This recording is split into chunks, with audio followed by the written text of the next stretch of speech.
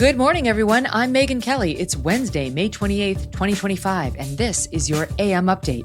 Boys are boys, true. Girls are girls. This year did not belong competing against those girls, period. As parents rail against a biological boy competing in girls' high school track meets, President Trump sends Governor Gavin Newsom a warning.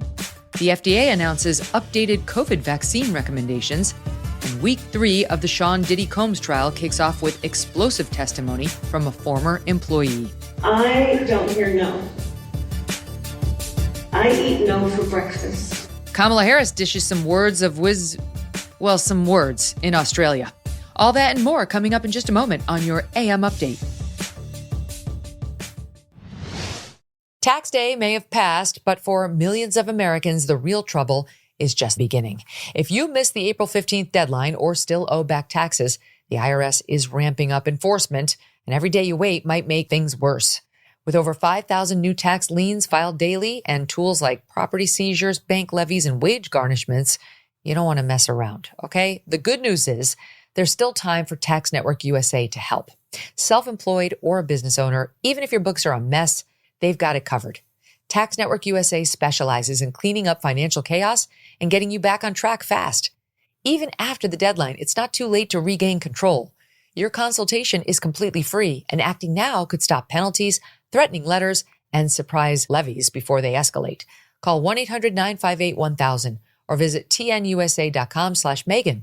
You may have missed April 15th, but you haven't run out of options. Let Tax Network USA help before the IRS makes the next move. President Trump calling out Democrat Governor of California Gavin Newsom for allowing male athletes in his state to compete against females. He says in violation of his historic February 5th executive order entitled Keeping Men Out of Women's Sports. The president posting on Truth Social, quote, "This week, a transitioned male athlete at a major event won everything and is now qualified to compete in the state finals next weekend. This is not fair and totally demeaning to women and girls. Please be hereby advised that large-scale federal funding will be held back, maybe permanently, if the executive order on this subject matter is not adhered to." The president adding an order to local authorities, who that is remains unclear, to, if necessary, not allow the transitioned person to compete in the state finals, which again are this weekend. The male athlete in question, A.B. Hernandez from Jurupa Valley outside of Los Angeles. Hernandez placed first in the women's triple jump and long jump at the California Interscholastic Federation, or CIF, Southern Section Masters this past weekend. He jumped 4 feet longer in the triple jump than the real winner, Reese Hogan, and more than 5 inches farther on the long jump than real winner, Katie McGinnis. CIF Southern Section, in an obvious effort to appease angry parents, on Tuesday, just hours after Trump's post, announced a new pilot entry process allowing, quote, biologically female student athletes to compete in the upcoming state track and field championship that missed out on qualifying initially because of a trans athlete. So these girls will have yet another chance to compete against this biological boy, which doesn't exactly solve their problem. As of now, Hernandez is still allowed to participate. Here's what he said earlier this year about the state championships. I just keep telling myself, you are number one, and it's yours to lose. Expectation just to keep my phases longer, push more, work out more, get further, hopefully hit a 41 this year if it's possible, preferably at state so that I can possibly win. Hernandez has lost some events this season, but has mostly dominated, winning one triple jump event by 8 feet in February. Hernandez's wins at these events a major source of contention in the community, one furious mother confronting AB's mother at a March event. I have a right to speak truth. Boys are boys, true. Girls are girls. This year did not belong competing against those girls, period. What a coward of a woman you are allowing that. Telling girls to go and compete against a boy? How embarrassing. How would your mother? You're a mother. Stand up like a mother. I am a mother. I'm protecting girls. Some parents and spectators erupting with vocal support for the female athletes at different meets throughout the season, making their stance clear from the sidelines. After a May 17th meet, Reese Hogan, who officially finished second in the triple jump behind Hernandez, a result that was repeated last weekend, stood for just a moment atop the first-place podium after the medal ceremony was over, receiving thunderous applause from the crowd in a show of solidarity. Hogan set a new personal record and school record with her jump. Kate McGinnis, the second-place finisher in the long jump, also at the May 17th meet, speaking out on Fox News after her loss. I have nothing against this athlete as a person, and I have nothing against the trans community.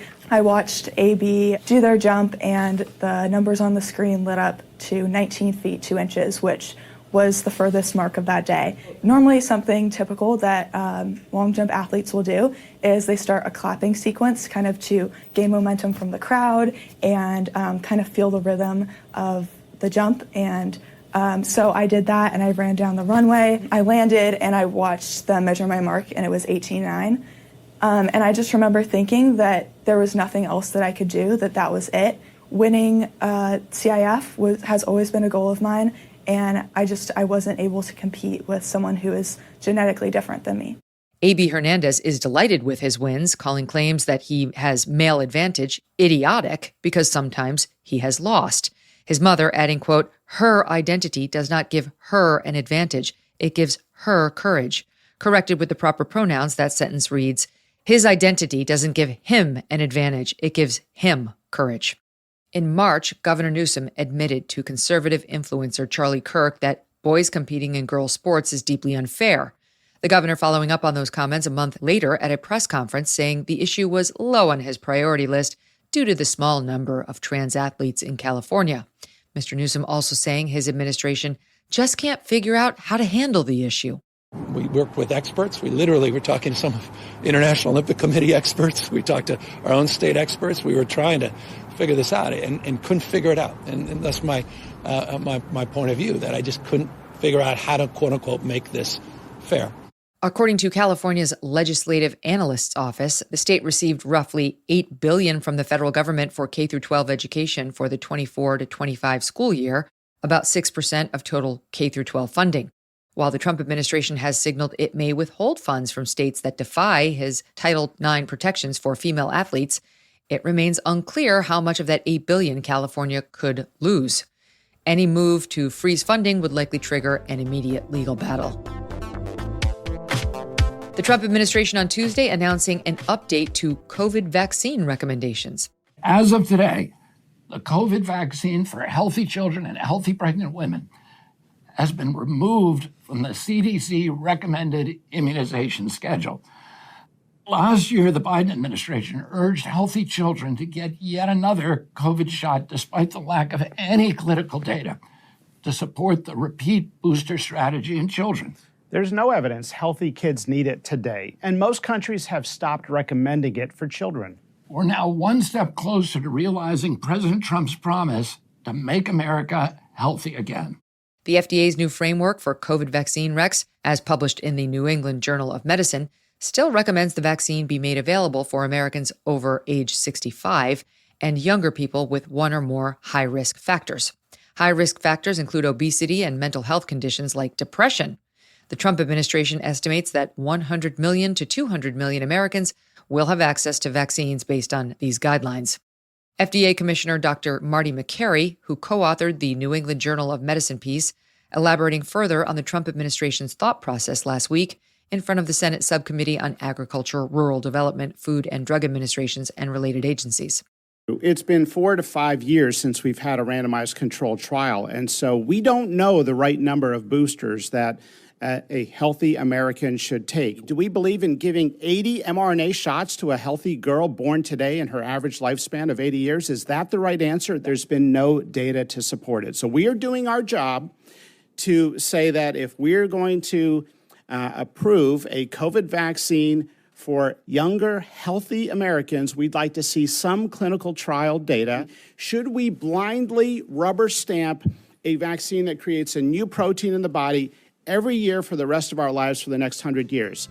I don't think so. Coming up, former Sean Diddy Combs employee Capricorn Clark takes the stand in the mogul's criminal trial, providing more insight into the alleged incident between Combs and musician Kid Cudi.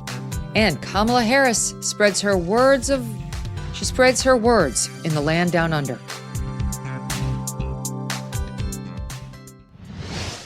I would like to introduce you to a new brand of Angus beef. You can order it directly from Riverbend Ranch. which is located just a few miles from West Yellowstone, Montana. Riverbend Ranch raises their cattle a lot differently than most ranches. For example, they never use artificial growth hormones or antibiotics. They track the health of every animal from the day it is born and can guarantee that it has been healthy every day of its life. And they handle their animals humanely and with respect. But most important is the quality of the beef. You'll find it as tender and flavorful as the finest restaurants. And that's because they have spent the last 35 years selecting cattle for tenderness and flavor, aging their beef to perfection for 21 days. The result is some of the most tender and flavorful beef you have ever tasted. You cannot buy beef like this in a grocery store, and since it is shipped directly from the ranch to your home, you get a much better price than going through the middlemen. Order directly from riverbendranch.com. Use promo code Megyn to get $20 off your first order. That's riverbendranch.com, code Megyn. And be prepared. Once you taste it, you're going to be coming back for more. Again, that's riverbendranch.com, code Megyn. Tuesday marked the beginning of week 3 of the Sean Diddy Combs criminal trial. Lead prosecutor Maureen Comey, yes, that Comey, she's the daughter of former FBI Director James Comey, telling the judge the prosecution is ahead of schedule, anticipating resting its case in 5 weeks instead of 6. Combs has pleaded not guilty. Taking the stand for the full day on Tuesday, Capricorn Clark, former assistant to Combs and Ventura, of course, the prosecution's star witness, who took the stand the first week of the trial. Clark testifying that she was once harshly shoved by Combs, threatened by him, subjected to a 5-day lie detector test at his direction, and more, including a December 2011 incident involving Combs and Kid Cudi. Clark claiming she was kidnapped by Combs, furious after finding out star witness Cassie Ventura was in a relationship with musician Kid Cudi. Clark telling the jury that Combs, brandishing a gun, showed up at her home and directed her to, quote, "Get dressed. We're going to kill that N-word," saying they drove to Kid Cudi's house where Combs entered, but Kid Cudi was not there. The testimony dovetailing what Kid Cudi told jurors last week, that there was a break-in at his home and he suspected Combs. On cross-examination, the defense suggesting Clark's horrific memory of Combs don't exactly line up with her more recent emails to him, pointing to a 2014 email from Clark to Combs after Combs fired her in 2012 that reads, quote, "Hopefully you'll forgive me soon. It's been long enough. I feel like you've forgiven everyone else but me." Clark testifying earlier in the day that she was officially fired for a vacation she took, but saying she believes the real reason was because Combs was upset that she knew about Ventura's relationship with Kid Cudi and did not tell Combs. Clark breaking into tears several times throughout cross-examination. Another email from Clark to Combs in 2015, quote, "My hope for this year is that you make good on your promise to get over things and actually be my friend again." Clark telling the defense she wanted to work with Combs again because she missed working in the music industry. The defense also calling up a 2021 text message in which Clark writes to Combs, quote, "Did you ever know that I had the biggest crush on you before I started working for you?" On redirect, Clark telling prosecutors she ultimately returned to work for Bad Boy Records because she could not find work elsewhere, saying through sobs, quote, "He held all the power as it related to me." If convicted, Combs faces up to life in prison. Former Vice President Kamala Harris resurfacing on Sunday, this time in the land down under. Ms. Harris appearing at the Australian Real Estate Conference, where tickets reportedly went for $999 to $1,695 a piece. It's unclear exactly why Ms. Harris was invited to participate in a Q&A session at the 2-day event, but video surfacing on X shows the former Veep in her familiar, free-flowing form. In this clip here, Ms. Harris answers a question about the importance of humility. You have the ability to understand the context in which you live, the context in which others live. You're more likely to then connect with them and understand what's important to them. I mean, this is the thing that I've also known about life, and I'm sure everyone here understands. The vast majority of human beings are very intelligent, regardless of their education level, regardless of where they're from, and intelligent enough to know whether when you are looking at them, you are looking at them with a level of respect. They will know that you are someone who is actually interested in their life and their reality and their fears and their dreams. or not. It requires you to be self-aware enough to understand that you may not understand their life. Yes. And then do some work to figure out how you can understand it better. Ms. Harris also asked to offer advice to the young women in the room, trotting out this familiar line of hers. I don't hear no. I eat no for breakfast. I don't hear no until maybe the 10th time. I cannot tell you the many times that it has been explicitly or implicitly said to me, it's not your time. You're not ready. They're not ready. Nobody like you has done this. And then when I love, oh, it's going to be a lot of hard work.